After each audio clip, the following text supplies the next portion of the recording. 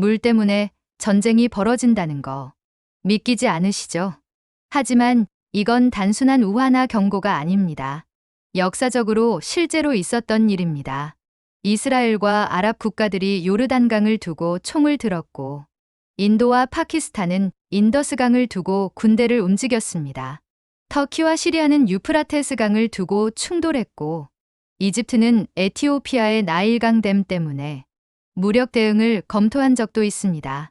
그리고 지금 6천만 명이 단지 물이 없다는 이유로 삶의 벼랑 끝에 서 있습니다. 중국이 메콩강 상류인 난창강에 거대한 댐 11개를 세웠습니다. 그로 인해 태국, 라오스, 캄보디아, 베트남은 식수 부족, 농업 붕괴, 어획량 급감이라는 치명적인 위기에 직면해 있습니다. 수백 년 이어온 생태계가 무너졌고, 메콩강은 더 이상 생명의 강이 아닙니다. 21세기 물이 무기가 된 세상. 그 한복판에서 놀라운 일이 벌어졌습니다. 누구도 나서지 않을 때 조용히 그러나 단호하게 그 손을 내민 나라가 있었습니다. 돈도 명예도 바라지 않고 사람부터 살리겠다고 나선 나라. 그 나라는 바로 대한민국이었습니다. 그리고 한국은 이렇게 말했습니다. 우리는 단지 받은 은혜를 돌려드릴 뿐입니다. 이건 단순한 수자원 이야기가 아닙니다. 이건 인류의 양심, 그리고 한국이라는 이름이 어떻게 세상을 바꿨는지에 대한 이야기입니다. 저는 UN 수자원 분석관 데이비드 로렌스입니다. 이제 그 믿기 어려운 이야기를 여러분과 함께 시작해 보려 합니다. 끝까지 함께 하신다면 한국이 어떻게 이 거대한 물 전쟁 속에서 세계를 감동시키고 역사를 바꿨는지 직접 확인하게 되실 겁니다. 지금부터 진짜 이야기를 시작합니다. 저는 지금도 그날을 선명히 기억합니다. 제가 UN 환경계획 아시아본부에서 중국의 댐 건설 자료를 처음 접했던 바로 2년 전 여름의 일이었습니다. 제 이름은 앤드류 밀러입니다. 영국 옥스퍼드 대학에서 수문학을 전공하고 미국 하버드에서 수자원 관리 분야 박사 학위를 받았습니다. 저는 지난 18년간 UN 환경계획의 수자원 정책 분석관으로 일하며 전 세계 30여 개국을 돌아다녔습니다. 하지만 이렇게 심각한 수자원 문제는 제 평생 처음이었습니다. 그날 책상 위에 놓인 보고서엔 짧지만 강한 경고가 적혀 있었습니다. 중국, 난창강 상류 지역 초대형 댐 11개 건설, 메콩강 유역 수자원 심각한 피해 예상, 아시아 수억 인구 생존 위협. 저는 보고서에서 눈을 뗄 수 없었습니다. 샤오안 댐의 규모는 상상을 초월했습니다. 높이 285m, 저수량만 150억 톤. 이는 미국 후버댐의 5배가 넘는 초대형 콘크리트 구조물이었습니다. 이 보고서의 의미를 저는 단번에 알아차렸습니다. 댐 건설로 메콩강 하류 유역 국가들, 태국, 라오스, 베트남, 캄보디아가 엄청난 피해를 입을 것이란 뜻입니다. 하지만 중국 정부는 줄곧 이 문제에 대한 국제적 우려를 무시하며 계속해서 강력한 국가 주권을 주장하며 정책을 밀어붙였습니다. 제가 문제의 심각성을 깨달은 것은 보고서를 받은 지 몇 달 후였습니다. UN 본부의 캄보디아 정부가 보낸 긴급 요청서가 도착했습니다. 보고서엔 끔찍한 내용이 담겨 있었습니다. 톨레사프 호수 면적이 2년 만에 절반으로 줄어들었고 어업 생산량은 80% 급감했습니다.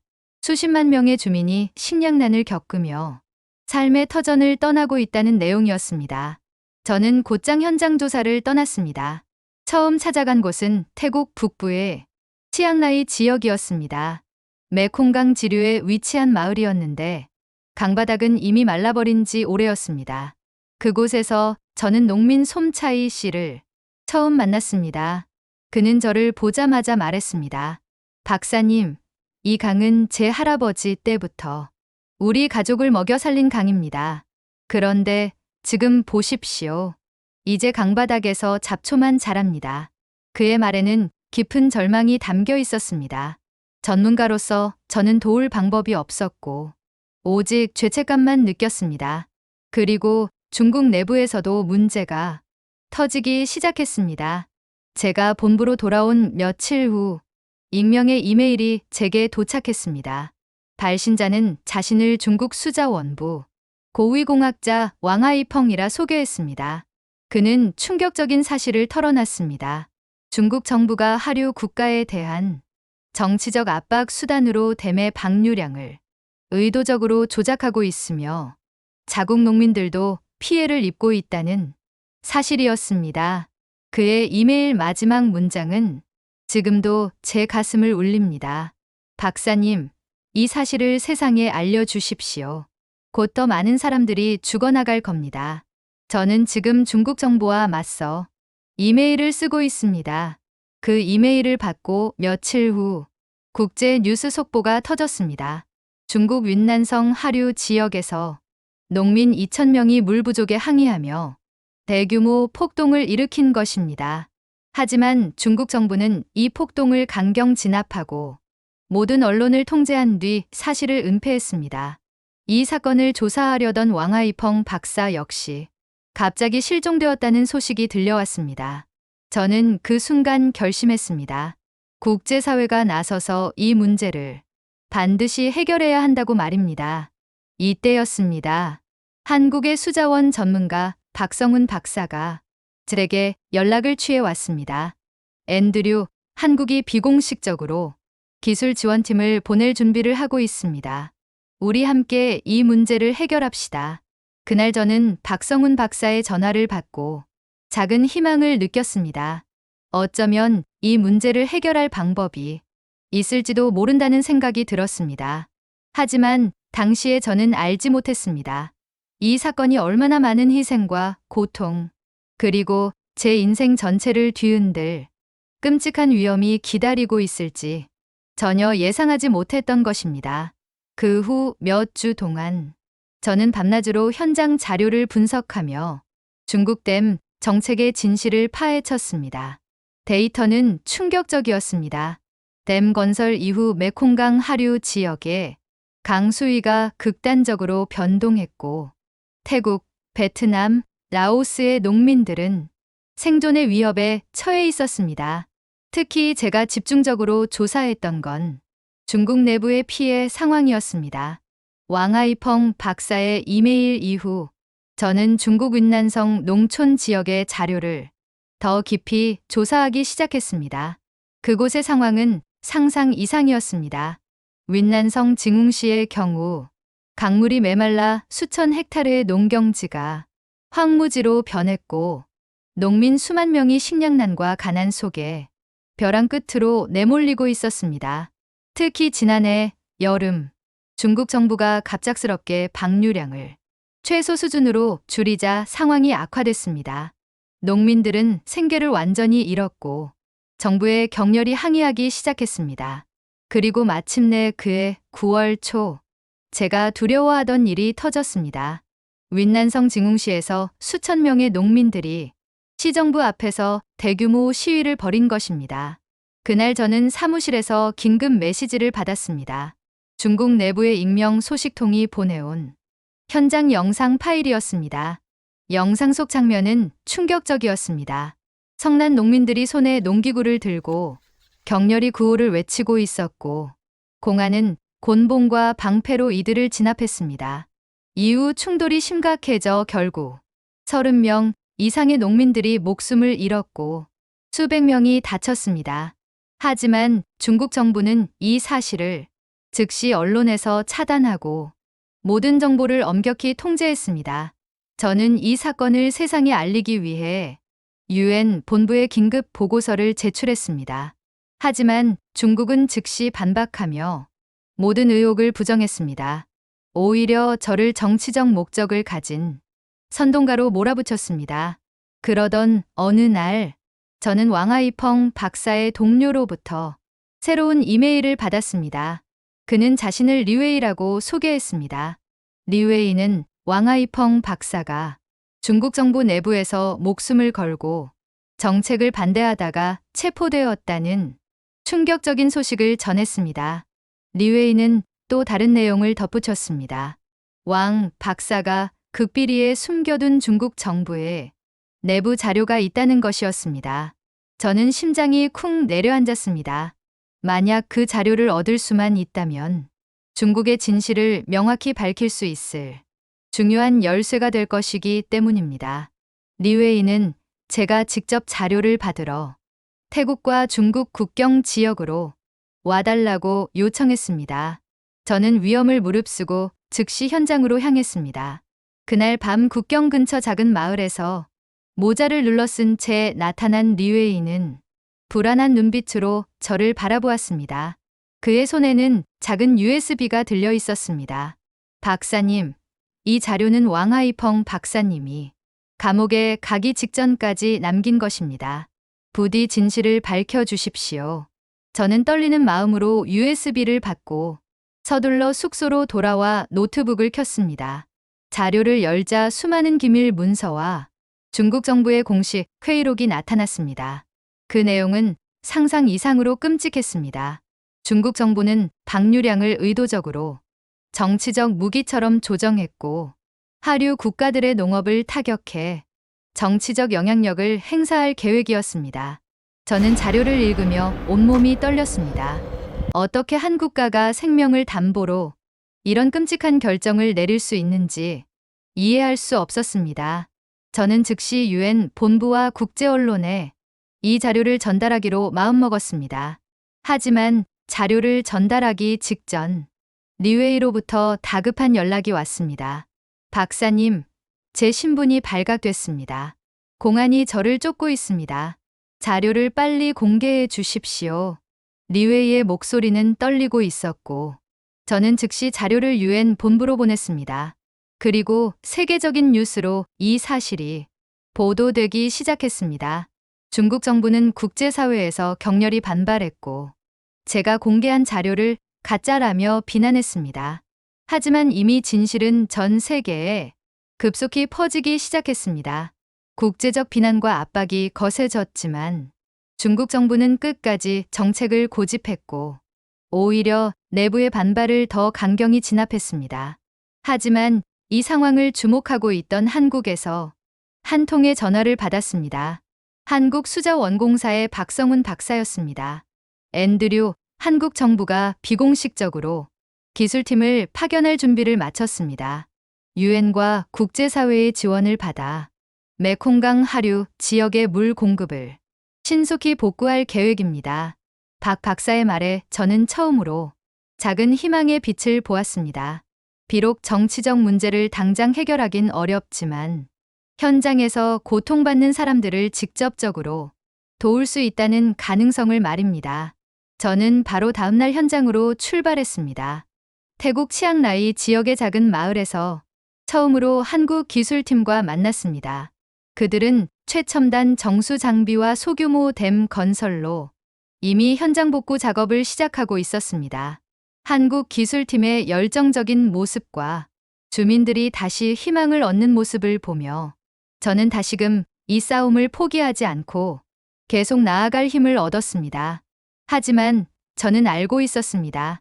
중국 정부의 방해와 압박은 여전했고 이 싸움의 끝이 아직 보이지 않는다는 사실을요. 며칠 후 저는 호텔에서 긴급 전화를 받게 되었습니다. 전화기 너머에서는 낯선 목소리가 다급히 속삭였습니다. 앤드류 박사님, 저는 리웨이의 친구입니다. 리웨이가 어젯밤 체포됐습니다. 당신도 위험하니 빨리 피하십시오. 그 순간 저는 심장이 멎는 듯 했습니다.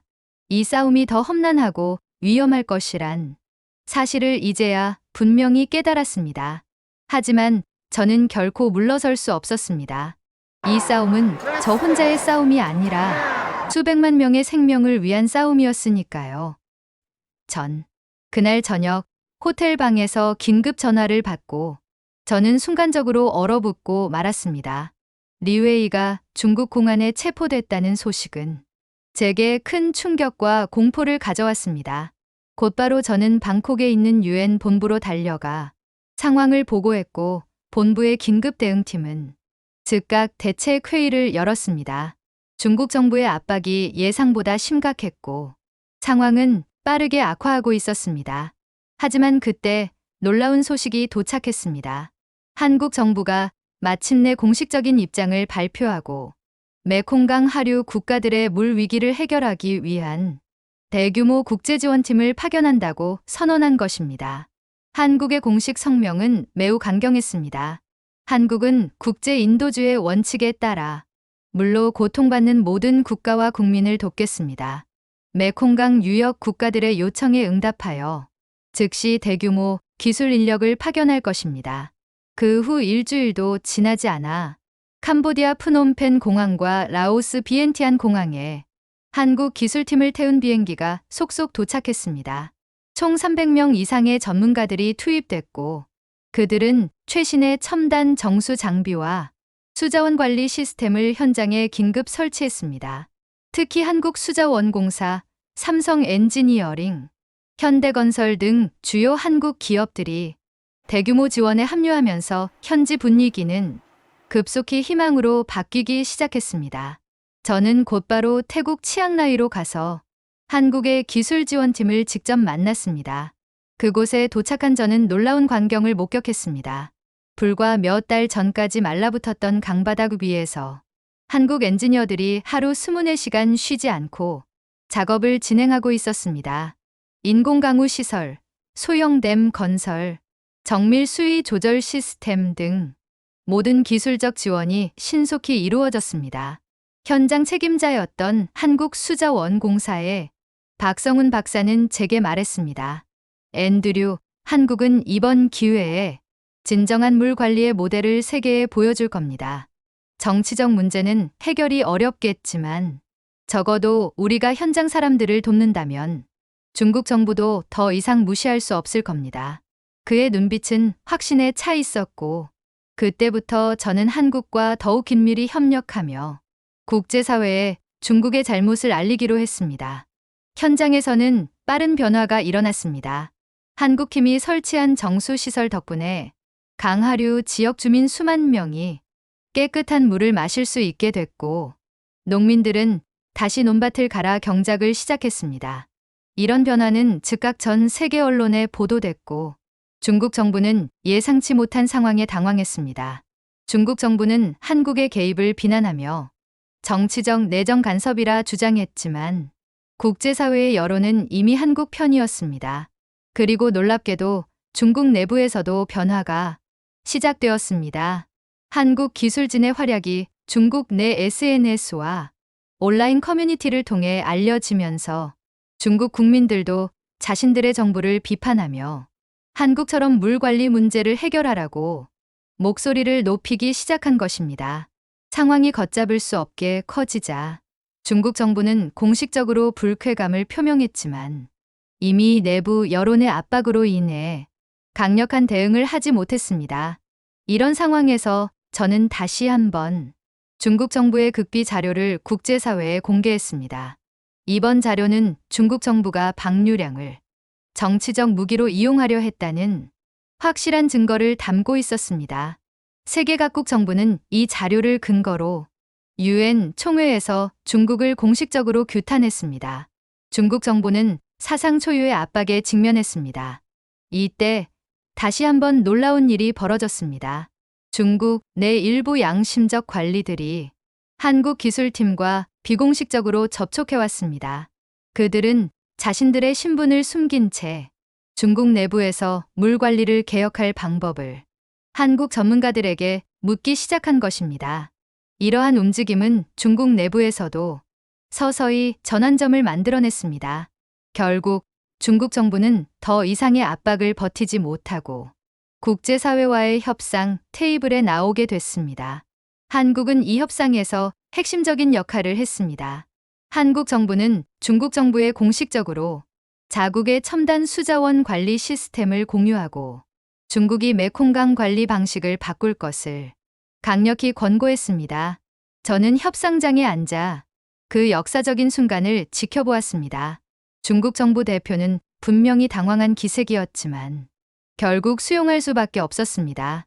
며칠 후 중국 정부는 메콩강 댐의 방류량을 즉시 정상화하고 국제적 감시를 허용한다는 획기적인 발표를 했습니다. 협상이 타결되던 날, 박성훈 박사는 제게 조용히 다가와 말했습니다. 앤드류, 우리 한국이 보여준 것이 바로 진정한 리더십입니다. 물은 독점하는 것이 아니라 함께 나누는 것입니다. 저는 그의 말을 들으며 깊은 감동을 느꼈습니다. 한 나라가 가진 기술과 의지가 얼마나 많은 생명을 구할 수 있는지 분명히 보았기 때문입니다. 하지만 그 순간에도 저는 왕하이펑 박사와 리웨이를 떠올렸습니다. 그들의 희생 없이는 이런 결과가 결코 없었을 테니까요. 그리고 며칠 뒤 저는 유엔 본부에서 긴급 보고서를 발표했습니다. 보고서의 마지막 문장을 저는 이렇게 끝냈습니다. 이 사건은 우리에게 분명한 교훈을 줍니다. 물은 권력이 아닌 생명입니다. 한국이 보여준 물 관리 방식이야말로 지속 가능한 미래의 진정한 모델입니다. 이제 세상은 중국이 아니라 한국의 물 관리 방식을 바라보기 시작했습니다. 그리고 저는 앞으로의 과제가 더욱 중요하다는 걸 알았습니다. 우리가 한 걸음 나아갔지만 진짜 싸움은 이제부터 시작이라는 걸 말입니다. 마침내 중국 정부는 국제사회의 압박과 자국 내 여론의 강한 비판을 견디지 못하고 메콩강 상류댐의 방류량 정상화와 국제감시단의 접근을 수용했습니다. 이는 믿기 어려운 변화였습니다. 저는 이 소식을 태국 현지에서 듣고 한동안 아무 말도 하지 못한 채 그저 하늘을 올려다보았습니다. 얼마나 긴 시간, 많은 희생이 있었는지 그 순간 저는 깊이 되새겼습니다. 중국의 결정이 발표되자 전 세계 주요 언론들이 일제히 이번 사건의 진정한 해결사로 한국을 지목하기 시작했습니다. BBC는 한국의 기술이 아시아 물 분쟁을 막았다고 보도했고, CNN은 한국이 물 관리의 새로운 세계적 모델이 됐다고 평가했습니다. 며칠 뒤 저는 서울로 향하는 비행기 안에 앉아 있었습니다. 유엔과 국제사회는 한국의 성공 사례를 정식으로 배우기 위해 대규모 대표단을 서울에 파견했고, 저는 이 대표단의 일원으로 한국을 찾았습니다. 서울 인천공항에 내리자 공항 로비엔 영국, 미국, 독일, 프랑스, 그리고 일본에서 온 전문가들과 언론 관계자들이 가득했습니다. 세계 각국의 기술진과 외교관들이 한국의 수자원 관리 시스템을 직접 배우기 위해 몰려온 것입니다. 다음 날 아침, 우리는 한국수자원공사의 본사를 방문했습니다. 현장에서 만난 박성훈 박사는 자신감 넘치는 미소로 우리를 맞이하며 최첨단 관제실을 보여주었습니다. 대형 화면에는 실시간으로 한국 전국의 강과 댐 수위가 표시됐고, 빅데이터와 인공지능을 활용해 수량을 정밀히 제어하고 있었습니다.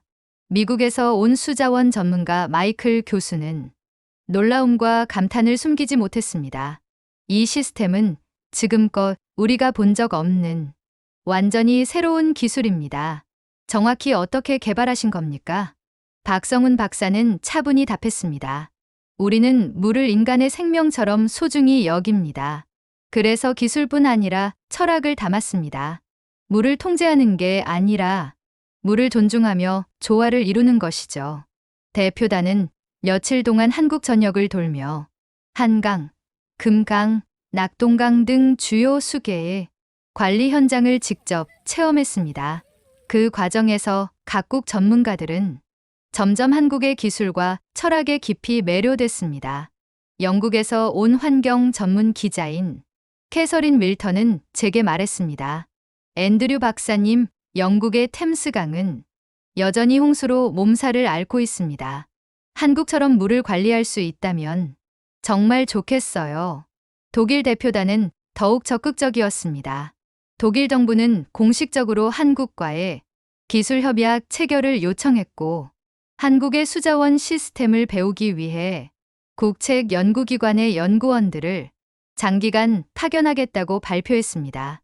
일본 역시 자존심을 내려놓고 한국 정부에 공식적으로 기술 협력을 요청하는 이례적인 발표를 했습니다.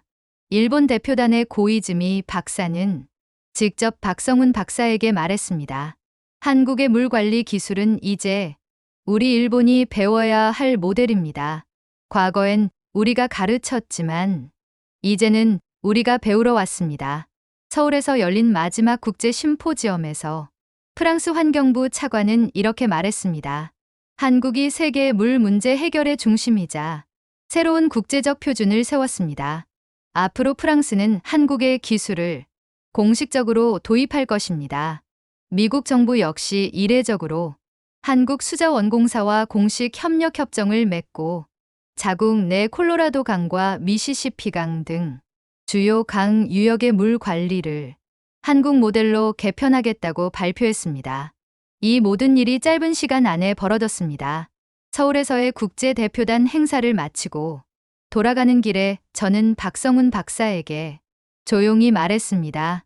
박 박사님, 이 모든 변화가 이렇게 빨리 가능할 거라 생각했습니까? 그는 잠시 미소 짓더니 진지하게 말했습니다. 앤드류, 사실 저도 예상 못했습니다. 하지만 이번 일을 겪으며 확신했습니다. 기술이 아니라 진심으로 사람을 위할 때 세상은 빠르게 바뀐다는 것을 말입니다. 저는 그의 말을 듣고 문득 왕하이펑 박사와 리웨이를 떠올렸습니다.